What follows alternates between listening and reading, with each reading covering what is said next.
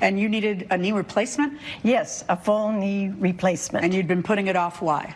I've been putting it off. I have been a caretaker for my husband for 4 years before his death. I'm sorry to hear. And so I had to take care of him. And when he passed, I actually lost 2/3 of my income. So therefore, I didn't really have the money that it required to have the aftercare. Right. So that has been a long time. The aftercare meaning after the surgery when you're in your home recuperating? Correct. Right, because you would need another person there to help you get through that. Absolutely. All right. You didn't have any family or friends? Obviously, my husband has passed. Right. My son is in the military. He's stationed out of state. Right. So therefore, I couldn't rely on him. Right. The other family members all had obligations, so I've just been putting it off until I could get some help. All right. So how did you end up talking about this with your neighbor, Ms. Adams? We're friendly neighbors. She walks her dog in front of my house, and so we've stopped and talked. We've talked briefly. We've talked a little at length, and so I found out that she was a retired nurse. Oh. So it kind of stemmed the conversation of my having the knee replacement. And so she said, well, you know what? I can help you. I can do that for you. Okay. How long? I felt really sorry for her. I wanted to help her. You know, I was walking my dog by her house, as I always do. She loves my dog, and she pulled me in and said she was talking about her knee replacement. Was she point blank asking you to take care of her? Well, she wasn't asking at first. Hold on one second. She wasn't asking at first, but she was making it sound like she didn't have any help, and she knew. Well, it sounds like that was the truth. She knew I was a nurse, though, so you know, she was going on and on. So what did you do? You offered to help her? I offered, yeah. I said, for free. Well, I thought about it, and I wanted to do the right thing. She's my neighbor. She's always been nice to me. I know, but listen, bake your neighbor an apple pie, but take care of them for 6 weeks is like a different story. That's a lot of work. You know? It is, but I'm a professional nurse, and I know how to do it, and I have a lot of free time.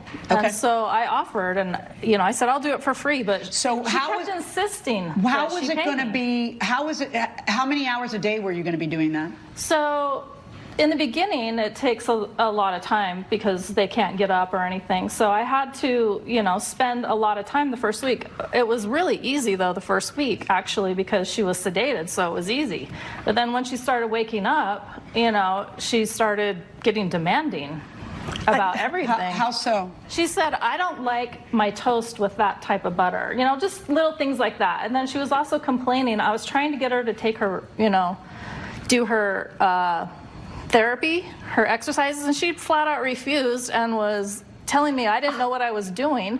I was following the exact discharge. Meaning what? The exact discharge instructions from the doctor. I was like elevating her knee, doing her exercises, and she was... You mean bending her leg? Yeah, bending the leg, elevating her leg. And what was she saying to you about it? Well, she just said she didn't think I knew what I was doing, and that, you know, it was going to take longer. What did she say specifically? She said, I don't think you know what you're doing. This is awful, you know? All right. Tell me how it went, Ms. Green. At the beginning, it was fine. Yeah, the beginning was fine. Obviously, I was not conscious most of the time. But I hope you were conscious pretty quickly after. Semi-conscious. I guess you're taking painkillers. I was taking painkillers, and she wanted more and more and more. Not at complaining. Okay. Whoa.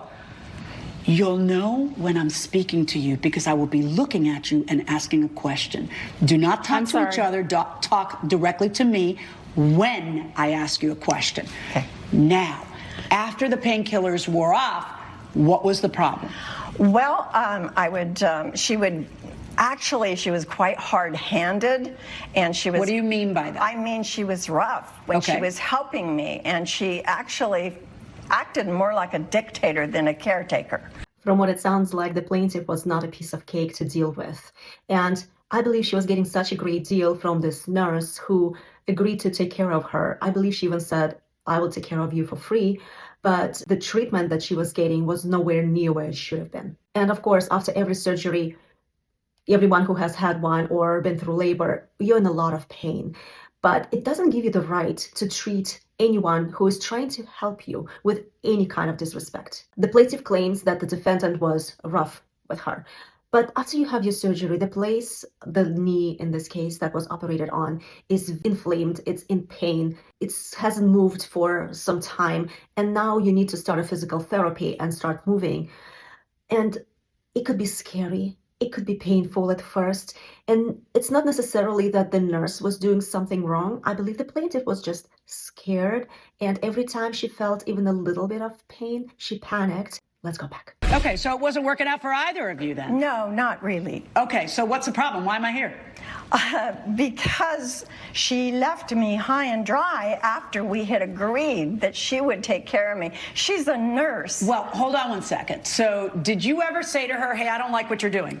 Yes, we had a talk. After about 2 weeks, when I was just not comfortable with what was happening, I asked her, I thought, well, I should speak with her. So I said, I really wish you could be, a little more kind and a little more, have more understanding, because this is really hard for me. I am 76 years old. This is not going to be an easy recovery for me. You look good. Thank you. Okay. But she kind of got very, very self-defensive. And Okay. she just... Let me ask you, did you ever communicate with her about the way she was behaving in your eyes? She was basically complaining to me, and so I told her, if you don't like it, you can find somebody else. So we agreed, that we would both work on it together. Okay. She was going to try. Did you communicate to her what you felt was her bad behavior? First of all, what Yes. did you feel was her bad behavior? I felt that she was taking advantage of me. She was complaining a lot? She was complaining. She wasn't nice? No, she was not nice. Okay. She was not following the directions that I was trying to follow, that the doctor had given for her aftercare. Okay, so did you each decide, okay, let's both work on this? Yes, we did. How much longer did that last? I would say it was another week. And what was the straw that broke the camel's back? She just basically was calling me constantly. I have other things to do. She was on the phone all the time. She was either playing games or on a dating... Well, what's she going to do all day? I mean, she got to do something. Dating app, yes. I'd be on a dating app, too. What are you going to do all day? Like, she can't just stare at you. It's not like you require 100% constant care. I did not. It's not like there's a long line of people standing like it's a concert, a rock concert, waiting to get the chance to take care of a 76-year-old woman rehabilitating from a knee replacement, right? Like, it's hard. So, and how much was she paying you? $100 a week, Your Honor, to be there every day. And you wanted to do it for free. I offered to do it for free, but... $100 a week? That's insane. I don't believe the prices like this exist anymore. I would say $100 a day would have made more sense, and maybe, just maybe, she would have been treated with more respect if only she charged what she is worth. I feel like sometimes, not all, but some people tend to not appreciate the services they're getting if they're getting a good deal. If they're getting it highly discounted, or if they're getting it for free, they tend to treat it as nothing. So this is my personal policy, that every time you want to do someone a favor, make sure you get compensated for your work. Otherwise, you won't be treated right, and you'll be doing the work for free, and you'll end up being very disappointed and heartbroken. Let's go back. $100 a week. You think there's a long line of people waiting to take care of you for $100 a week after a knee replacement? Absolutely not. No, in fact, you learned that you should have probably been a little nicer to her, because she is free to leave. This is a free country, and she is free to leave because this is a job. Right? Right. And, so if you are going to not treat her well, then she is going to not stick around. If you are going to criticize everything she does, then she is going to not stick around. Your position is, well, this is a contract. She had to stick around no matter how she was treated for 6 weeks. And I didn't treat her that poorly, so I don't see what the problem is. And her position is, I don't have to do this. I don't have to keep working for her if I don't want to work for her, if this is how it's going to be. And we know there were problems because both of you agreed that there were problems and you needed to have, a heart-to-heart about it. I'm sorry that it didn't work out, but I'm supposed to make her pay When you saw the value of what she was doing and had to fly in a relative to take care of you? Well, the point is that I would not have hired her if she had not volunteered, if she had not said, yes, I will take care of you, even free. I understand, but it's not that she said, ooh, I have a chance to go to Aruba with my boyfriend. That's not what happened. What happened was she said, you know, I know what I'm doing. Please stop criticizing me. I'm not here to butter your toast, blah, blah. Like, she told you the problems. You told her the problem. But see, here's the thing. It's not a picnic to make $100 a week to take care of you. But it is a picnic for you, isn't it?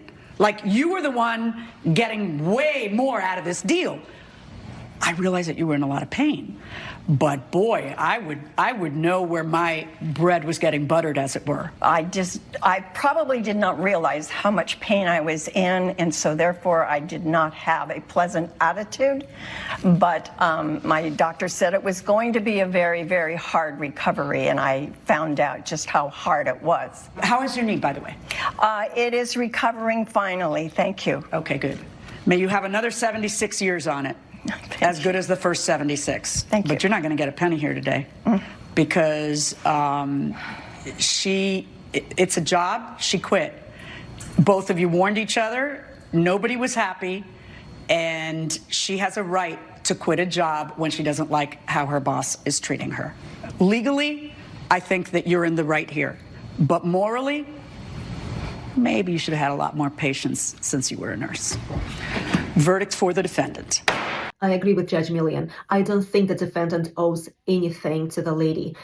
She wasn't treated right, and she made a choice to withdraw from that situation. And she was in the right to do so. At the same time, I do agree with Judge Millian that maybe she should have been a little bit more patient with a lady who is older, who is going through a lot of pain and just been through a surgery and also doesn't have immediate family nearby.